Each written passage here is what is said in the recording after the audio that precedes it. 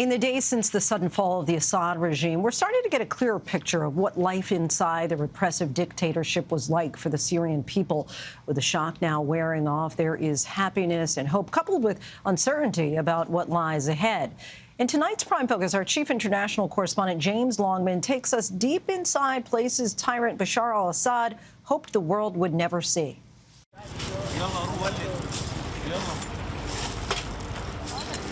Syria made history this week, and now they have to build a future. That starts by sweeping away the remnants of violent dictatorship.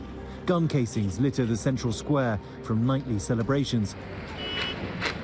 But the reality of revolution is starting to bite.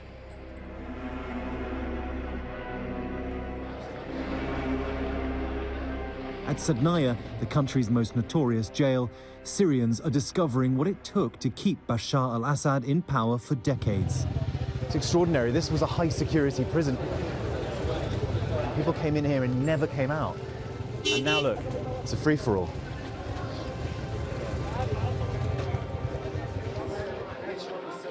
Everyone has a phone. They film, film, film. They want the world to know. They can't believe they're here, seeing with their own eyes what their hearts suspected was true. This man confronts me in the crowd. My son was 15 when they took him. Where is he? We want to know, he cries. His boy was taken 11 years ago. Everyone here is missing someone. As we walk towards the entrance, a terrible sign of what waits inside. They want to show us, they want to show the world proof of Assad's brutality. The ropes that hanged probably hundreds, maybe thousands of detainees.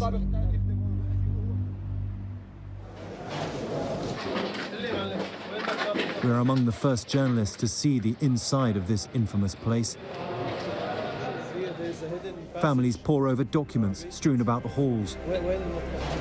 Assad's henchmen kept records of their own bureaucracy of terror. These families hope to find answers in the chaos. Underground, the first light shone into the darkness of Assad's Syria. This is solitary confinement. Tiny rooms behind huge metal doors where people would languish for years. No light, no one would know they were here. And in another room, a printing press. These families convinced bodies were crushed here for easier disposal.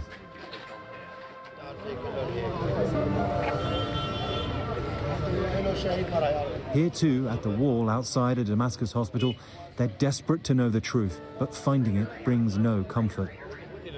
We're not going to get too close because it's incredibly graphic, but basically I'm looking at the skeletal remains of multiple human beings.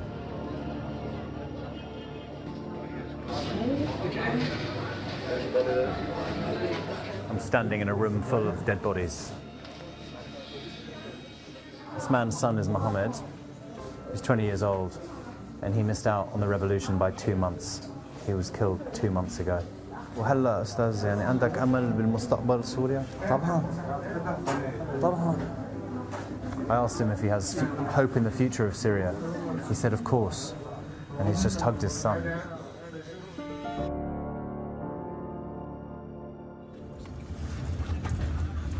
We're now driving into Assad's official residence, the presidential palace, the People's Palace as it was called. But regular Syrians were never allowed here. The suffering of Syrians made worse with the knowledge that Assad lived like this, 2 opulent palaces in the capital alone. There is literally nobody here. You can see some of the windows blown out. There's been a fire over there.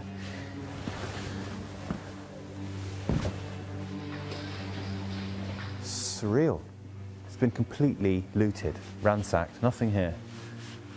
Some signs of damage, but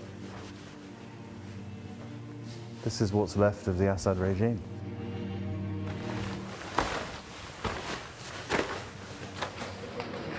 This looks like it might be a receipt book, and this is how much it took to keep the Syrian regime going. Files and files and files of them. Goes like 4 floors down. The palace is a labyrinth. God, this place is huge. Just more rooms, more furniture. With several floors of living spaces and guest quarters, some now completely destroyed. This is what was a ballroom, clearly ravaged by fire now. You can see all the chandeliers smashed and burned. It is really striking how much wealth the Assad regime managed to accumulate. This part of the palace has been completely demolished, burned down. And I guess that's what Syria is facing right now. Can it preserve its wealth? Can it preserve all its beauty? Or is this the future? Millions of dollars in cars were discovered at his private garage. Ferraris, a Lamborghini, and priceless classic cars. His private family home also standing testament to his wealth. But here, a more intimate glimpse of life with his wife and children. Hafez. That's the name of Bashar al-Assad's eldest son. So, I guess we're in his bedroom. It looks like Russian was on the curriculum. And in another room, more signs of a former life. And a picture of the dictator as drawn, presumably, by his kids, Assad and his wife, Asma, at dinner. This is quite striking. We're in a personal family home of the Assads.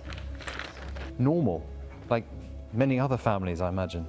Except this one was not normal. This man was reigning over one of the most brutal regimes in the world.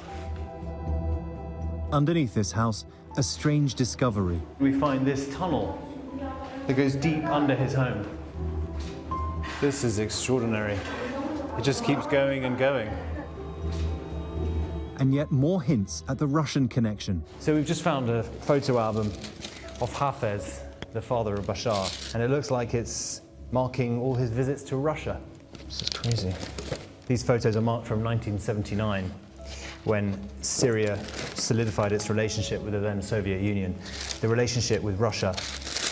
So with the fall of the Assad regime, Russia's grip on this country has also been loosened. Behind this thick metal door is the escape route.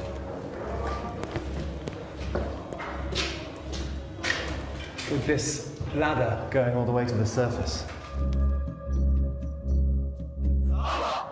But what of those who helped Assad, the prison guards, the intelligence agents, all the instruments of his brutality? There is no sign of them. And the danger now is retribution, a bloody hunt for those responsible. The country's new leaders have announced their plans to hold the Assad regime to account.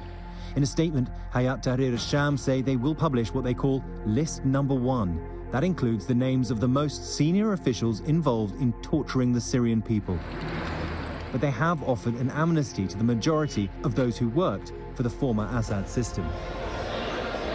And a new interim prime minister has already said he wants to focus on stabilizing the country.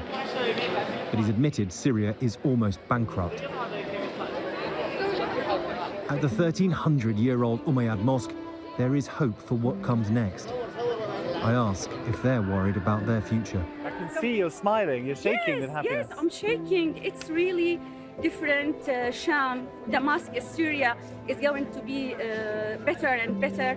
What are you hoping for your daughter? I hope for her not to be an adult under the Assad regime, and that's good.